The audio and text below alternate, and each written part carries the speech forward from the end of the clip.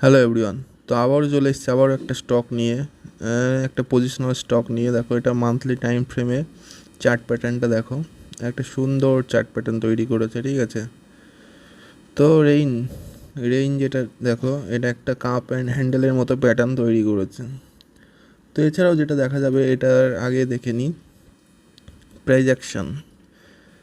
তো monthly time ফ্রেমে দেখো একটা ভালো প্রাইজ অ্যাকশন ক্রিয়েট করছে, এবং এটা প্রাইজ অ্যাকশন ক্রিয়েট করে দেখো ব্রেক করেছে, ট্রেন লাইন ব্রেক করেছে। তো এই ট্রেন লাইন ব্রেক করেছে। আর আরএসআই লেভেলটা দেখো, আরএসআই লেভেলটা প্রায় 60-র কাছাকাছি আছে।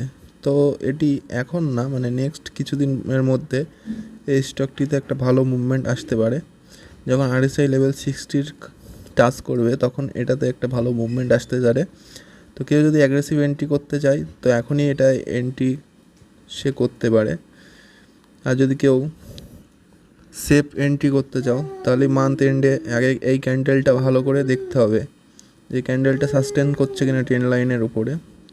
এই ক্যান্ডেলটা যদি মান্থ এন্ডেও সাস্টেন করে দেয় তো এখান থেকে একটা ভালো র্যালি আসার চান্স আছে।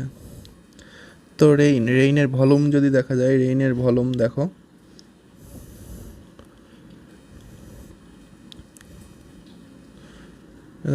রেইনের ভলিউম যদি দেখি তাহলে এটা প্রায় 1 কোটির উপরে ভলিউম রয়েছে, অর্থাৎ 1 কোটি মানুষের উপরে এটাই ট্রেড হচ্ছে, অর্থাৎ বাই সেল হচ্ছে। তো এটা ভালো একটা অপরচুনিটি রেইনে, নেক্সট কিছু মান্থের জন্য এটা ভালো একটা অপরচুনিটি হতে পারে। তো তোমরা যারা পজিশনালি বাই সেল করতে চাও তো এই স্টকটি রেডারে রাখো। তো আমার কথা মতো এটাই যে বাই সেল করবো সেটা না, আমি 100% ভুল হতে পারি। তো সব কিছু নিজে অ্যানালিসিস করো, তারপরে এটা বাই সেল করো। তো স্টকটি অবশ্যই রেডারে রাখো, আশা করা যায় ভালো মুভমেন্ট আসতে পারে।